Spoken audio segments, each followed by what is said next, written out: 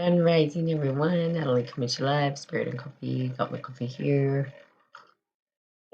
Slytherin house. Yeah. Woo woo. Decided to get up and get ready today instead of just roll out of bed and get on here.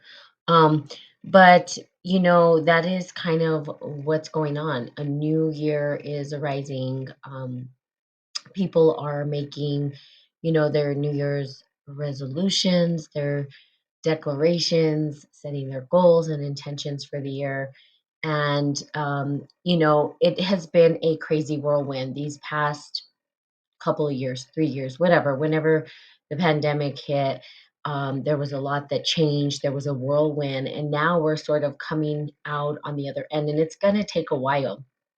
And really, what are we doing? We're setting new patterns.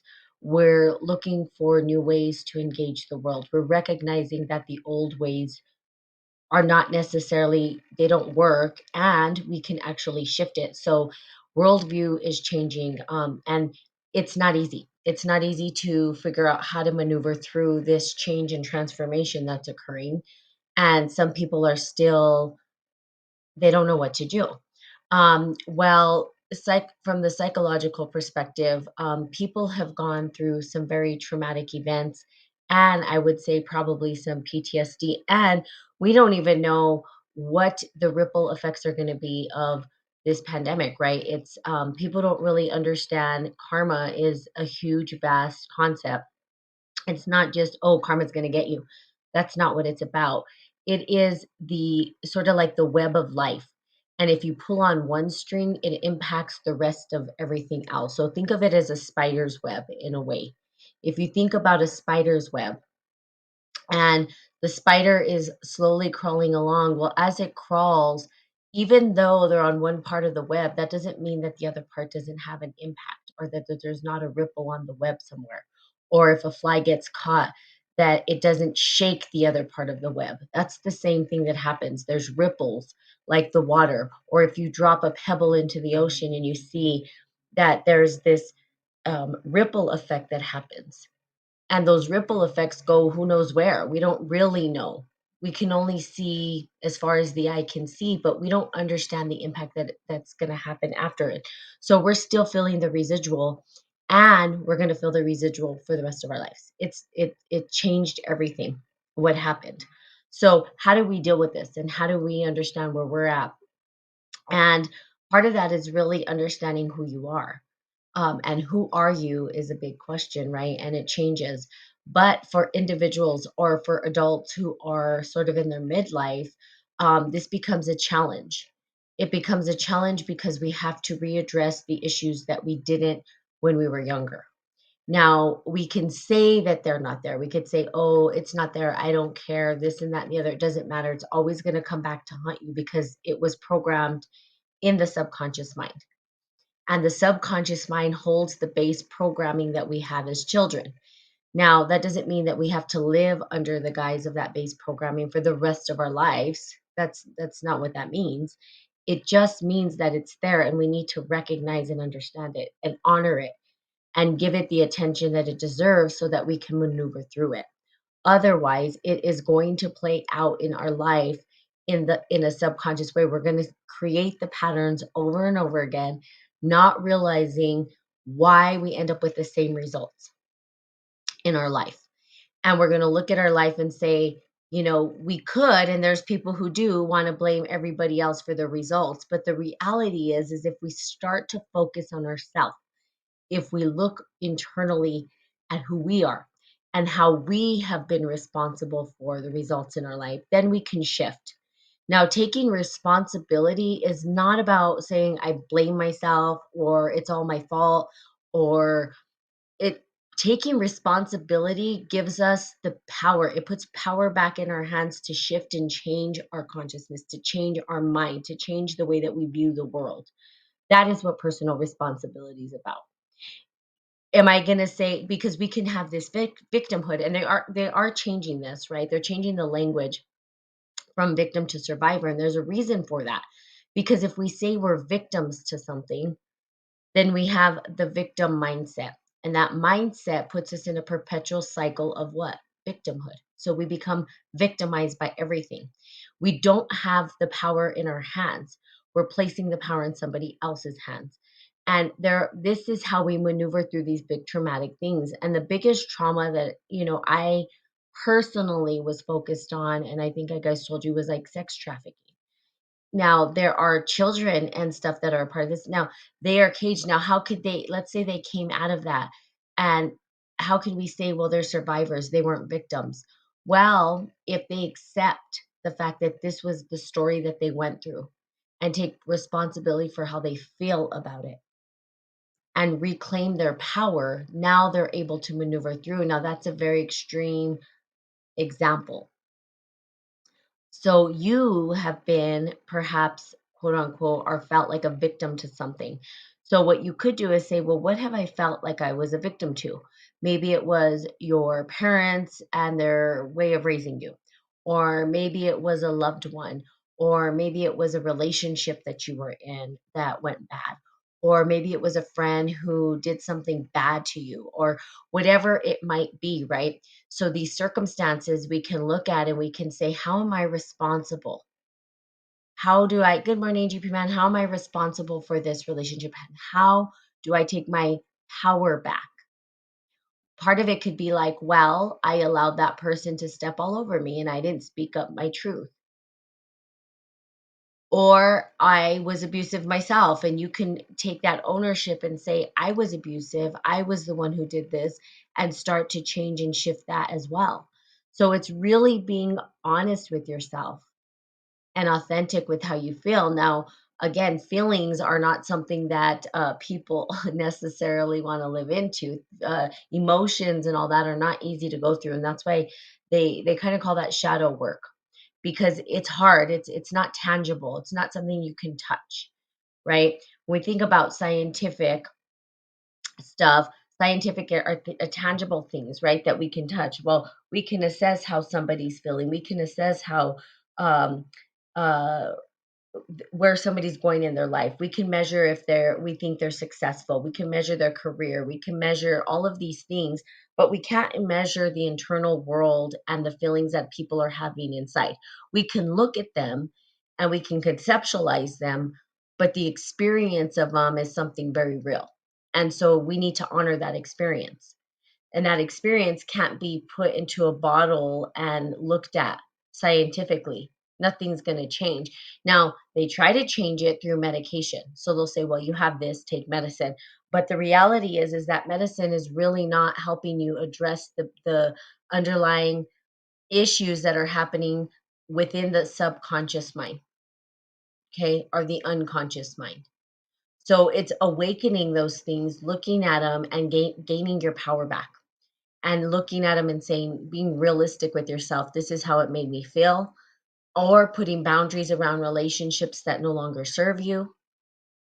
And then it helps you to move forward. But you have to address the traumas. You have to be able to look at them. You have to look at the fear. You have to look at all those things in order to move through them. If you don't, then what happens is they stay programmed, and then you play them out unconsciously, and you don't even realize you attract the same relationships, you attract the same type of people, and you're like, how do I keep ending up in this situation? The best way, and the way that I actually recognized my own internal patterning, was to travel and get away from all the people I knew. I lived in an entirely different country and didn't know anybody. I had no clue. I didn't know anybody. They didn't know me. And guess what? I ended up repeating the same exact patterns that I was creating in my life. And that was a big aha moment for me. That was like, okay, this isn't just the area that I live in. This is actually me creating the circumstances that show up in my life. So how do I shift it? What is it that I get to do? How do I engage my life differently to shift that energy into something different? And part of it is addressing the underlying programming that we had when we were little. Now, that doesn't mean you get stuck there forever. I think in therapy, sometimes they keep you stuck in this perpetual cycle of, you know, let's look at the past, let's look at the past. No, in coaching or And the work that I do, it's how do you move through it? What are the practices that can help you move through it? So we address it. We address the issue as it arises. We look at it and we move the energy. And there's different practices that you can do. I've talked about practices many a time, but the programming is going to stay there. And in order for us to reclaim our power and to move forward, right, is to actually um, face it and move through it.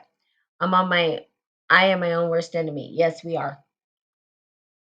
We are our own worst enemy, and so what it is it's easier to play victim, right? It's easier to be the victim of, you know, these things.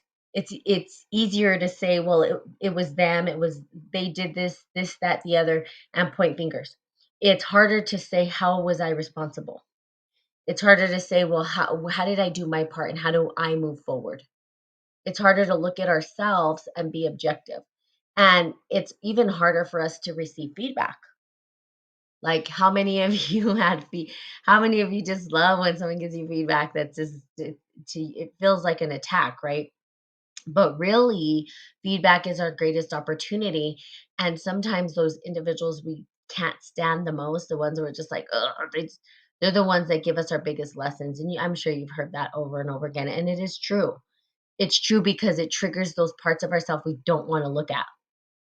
It's easier to look at, like, you're surrounded by people who you love and they just love you and everything about you so wonderful and you just feel so yummy gummy around them and all cozy and you're like, yes, these people are so awesome and they just love me, and it's easy to be around those people and you just love them back and everything's just great and you guys gel.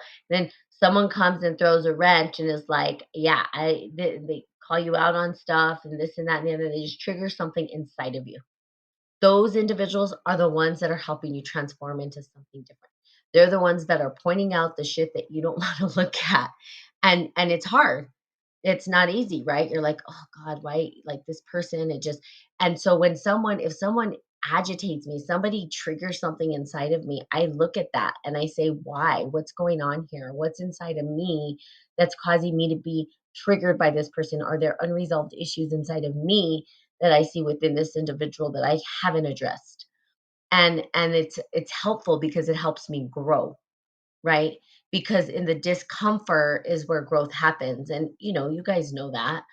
But is it easy? No. I mean, we could talk about it all the time, right? We could say it over and over and over again, but it's the practice of it. That's where transformation happens, is when we throw ourselves into it and practice it, not talk about it, not conceptualize it, not act as though we know, but to actually live it, to be it, to show up as it. Well, that's not easy.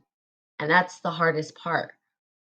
So, there's going to be people, sometimes we're just like, I'm going to avoid them altogether. Now, if they're toxic, if they're harmful, if they're, abusive, yeah, set up those boundaries. But if they're just triggering you, and it's because you don't want to face the shit that you don't want to face, I highly encourage you to face it. Okay.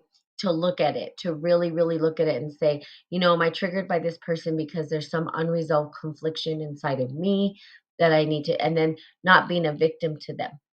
Or if there's somebody, so we have people that call the doormats, right? Where people run all over other people and they let them. And that too, you got to ask yourself, why are you letting people run all over you? Out of fear of what? Not being liked? That's usually what it is. I want to be liked. Not everyone is going to like you, okay? I know I've talked about this before, and I'm sorry to tell you this. Not everyone will like you. That's not even your job to make everyone like you. You've got to like you. You got to learn to like you, not worry about what everybody else thinks about you. But what do you think about yourself? Are you a good human being? Because not everybody's going to like you. And sometimes people who are doormats want to be liked and people pleasers. Why? Because they want to be accepted. So there's that. And then on the other spectrum, there's those who bully other people. And they do it because they want power and control. So looking at that too, am I doing that to somebody, right? Am I placing my will and forcing my will upon somebody? Am I trying to manipulate them into what I want them to do rather than helping elevate and ignite somebody into their greatest potential? Those are questions you can ask yourself. I mean, that is what a magician does. It's like, how can we get this potentiality of a person and rise them up rather than let me bend you to the will, my will. And that's hard, right? Because we have that. And if you work a 9 to 5 job, they're bending you to their will all the time. Not easy to get out of that one because you've got to make a living. I feel like mostly about I feel mostly about tone. I'm highly sensitive to tone and attitude. I feel like criticism can be given gently. For the dominating people pleasing is one to keep the peace. Is it to keeping the peace? So yeah, I think tone is important, but the reality is not everybody's gonna give that tone. And that's life. So it sucks. You want people to be like nice about it, but that they're not always nice about it. And so again, we can be the victims of that. We could say, well, we're victim, the tone, the way they talk to me, poor me, poor me. Or we can say, they gave me that tone, and is it real for me? Is the feedback real? Because at the end of the day, tone and all that doesn't matter. What matters is how it triggers you. Does it trigger you? And if it does, why? If it started, if something, so if someone is giving you a loud tone, it's just a loud tone. Now, this goes into a deeper concept that's usually hard for people to get on board with, is that nothing's true nor false. And it is what it is. And it's not true. Even if someone was talking you mean, you could say, well, that person was talking to me. Well, is it true? Do you know? But there would be a tonality to it, right? Good morning, bestie. And that tonality can, you can say, well, that hurt my feelings. Well, okay, that hurt your feelings. Now what? And so what are you going to do with that?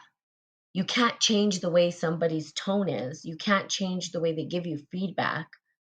All you can do is ask yourself, why does it trigger me? Or even, why does those tonalities trigger me? Why is it when someone talks to me, what is the trigger within me when somebody yells at me?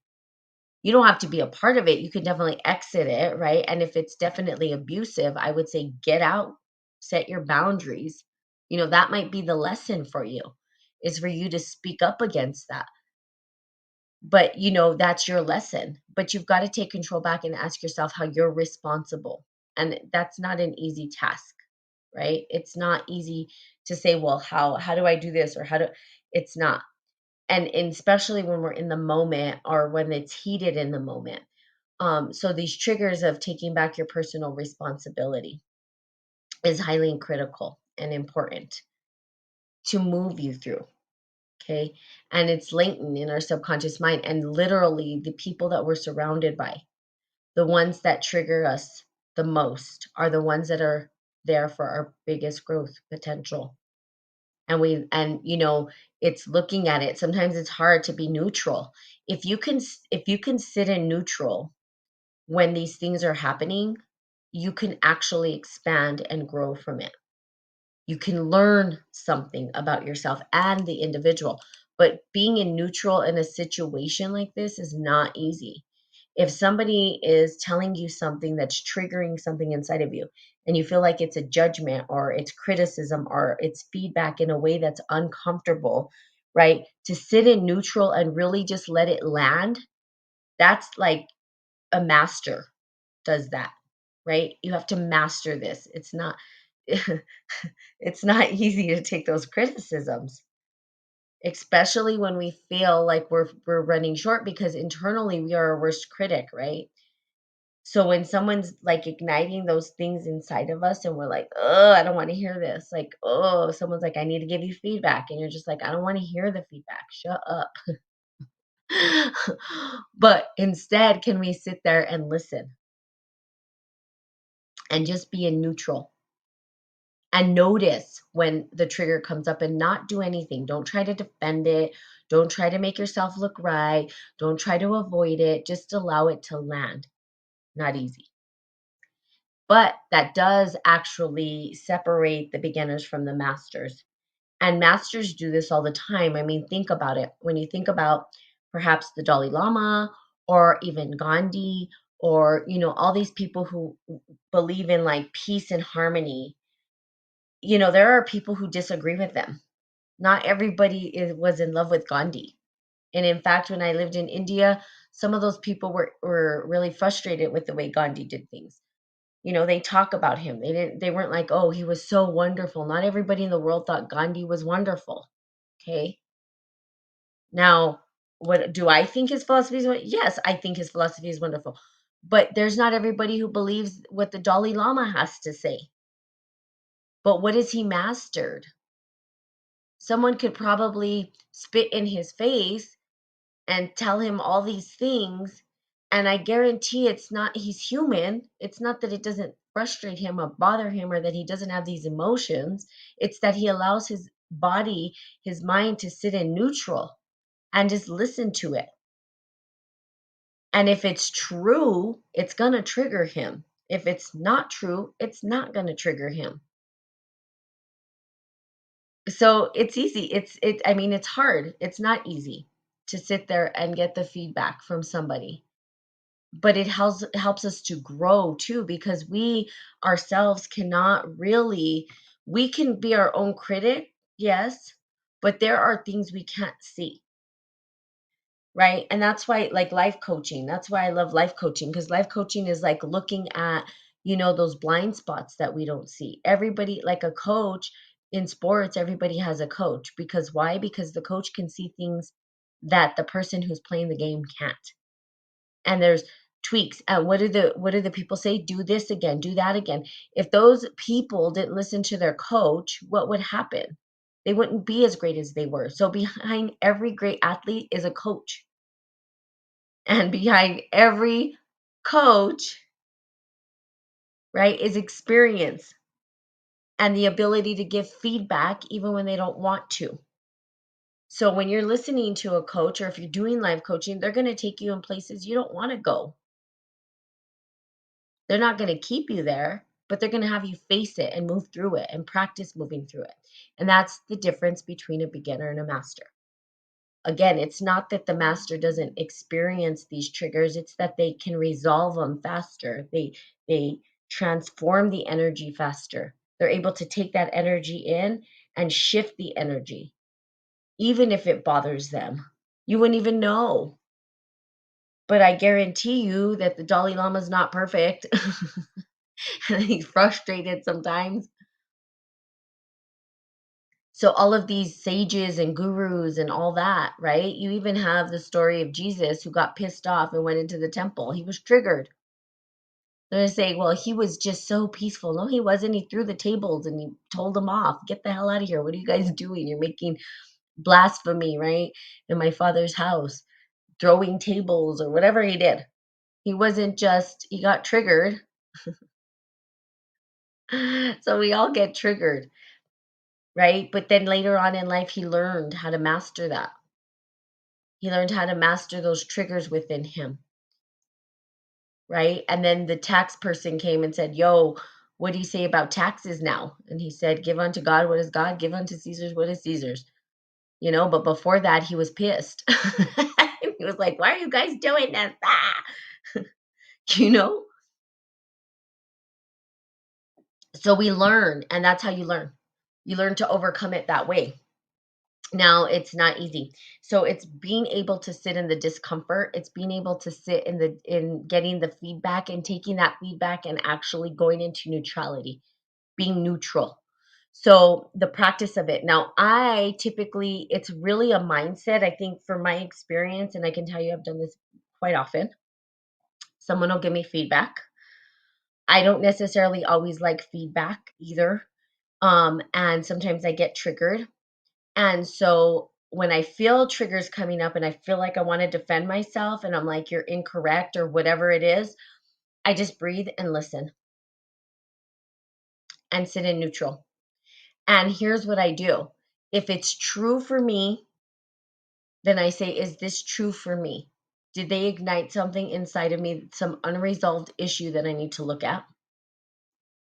And then if it's not, if it arises and it's like it's not true, I don't have a need to defend something that's not true. So it doesn't It doesn't land.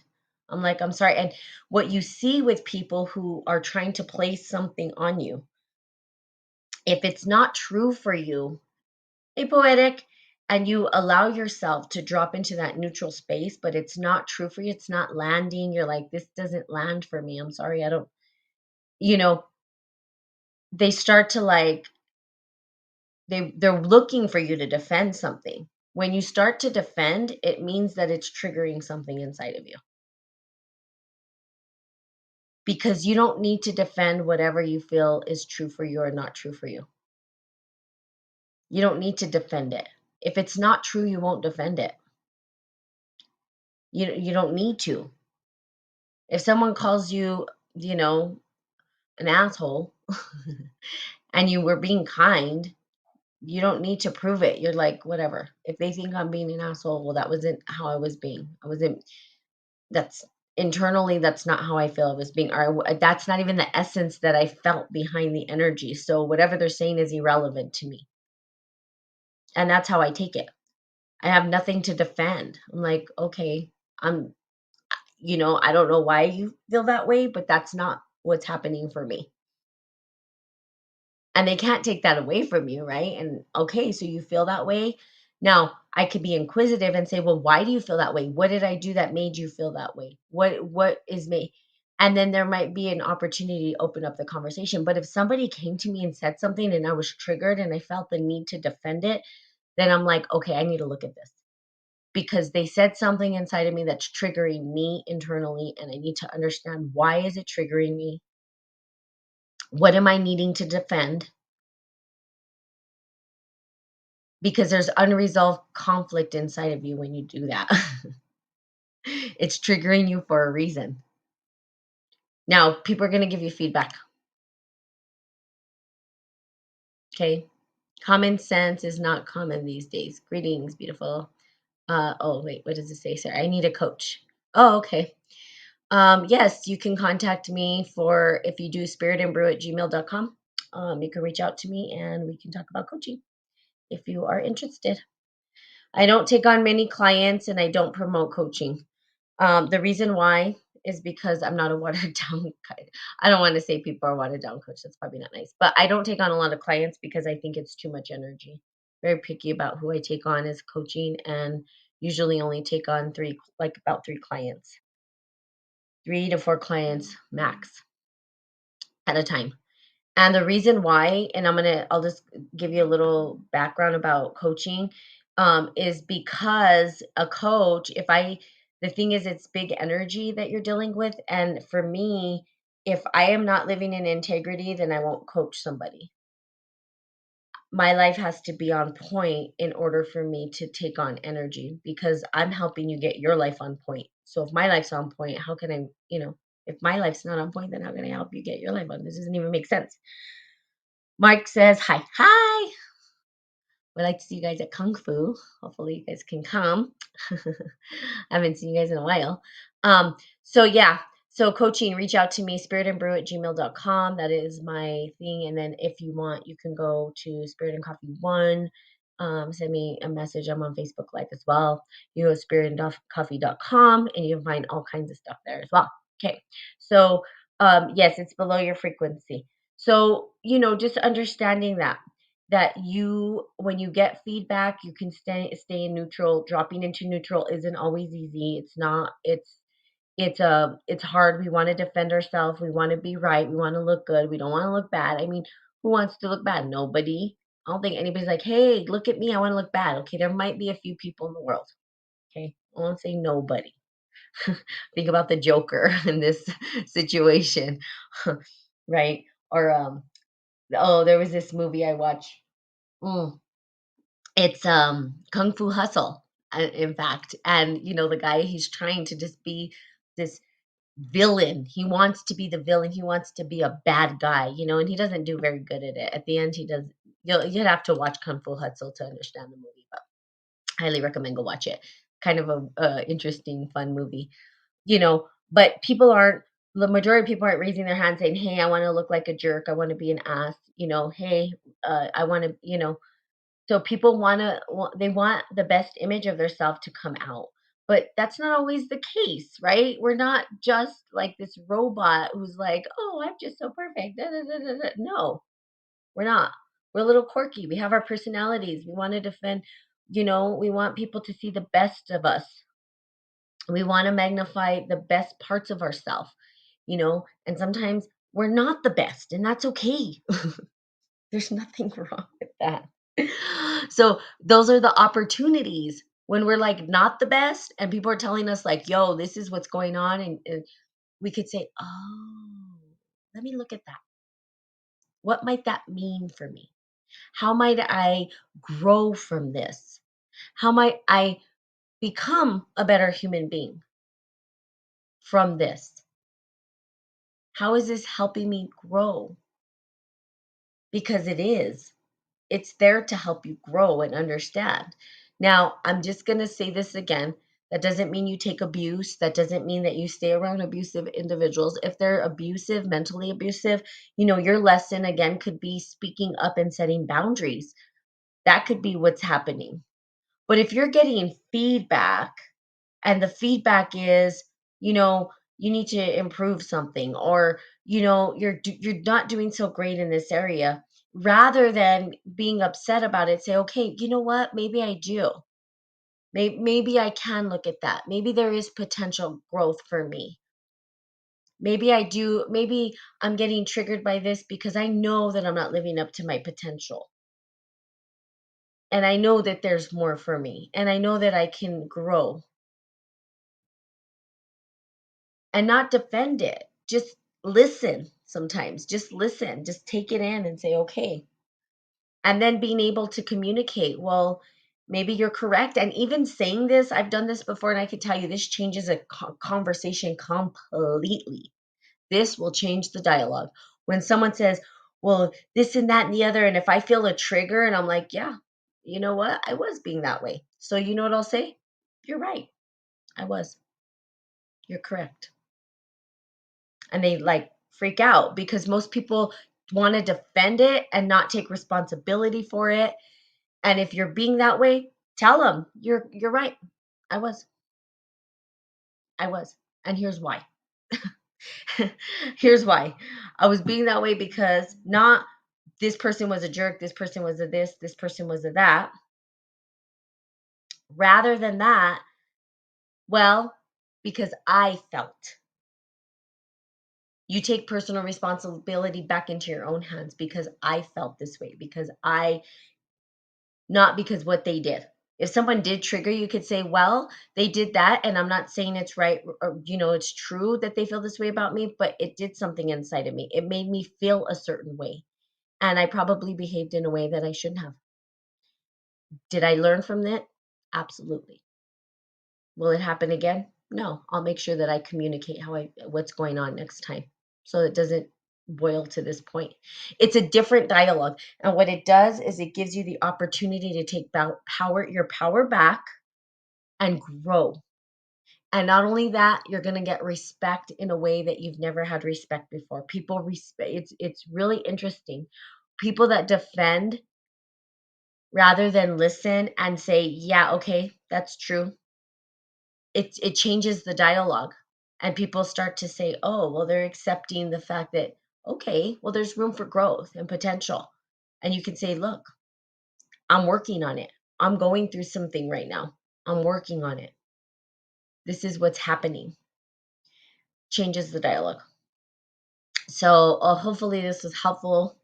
Um, Also, I told you I'm reading The Greatest Salesman in the World. It's a super wonderful book that can help you through the new year as you're setting goals. And, I'm on the first scroll. The first scroll talks about, creating good habits and becoming their slave. Like that's what the first scroll talks about. Set a good habit for yourself. Get the book, read it, do the scrolls. I highly recommend it. If you can do the 300-day commitment, I guarantee it'll shift your entire life. You'll start living a life that's fruitful and successful. And success, I mean the way you define success, not the way anybody else does, but you start to live your success. And so it's a book that I know many business people have read. In fact, I would say if you're a business person and haven't read it, you probably should. um, that it really does actually give us some keys to shifting our mindset around success and what it means and how we create the life that we want. So today I start a new life is how it begins. The scroll, the first scroll. So today you begin a new life. You're going to shift your habits, right? You're going to become a slave to good habits since we are a slave to habit. You might as well be a slave to good habits. So, highly recommend you read the book, okay? Girl's Greatest Salesman. And it's a small book, probably like $5 or something like that. Super inexpensive. Um, and or get it on audiobook, however you want to do it. So I recommend that. Okay. So I love you guys. Try to get on here a little bit more now that I'm a little bit more stabilized. Again, if you wanted coaching, please reach out to me. I can definitely talk to you about what that looks like. And anybody else who's looking for coaching, I have one client right now that I'm working with, so she gets all my stuff, and then I'm bringing on another one. So probably take two more clients, and that's it. Okay. So there you have it. Love you guys so much. Have a fantastical day, and I will be seeing you guys soon. Bye bye.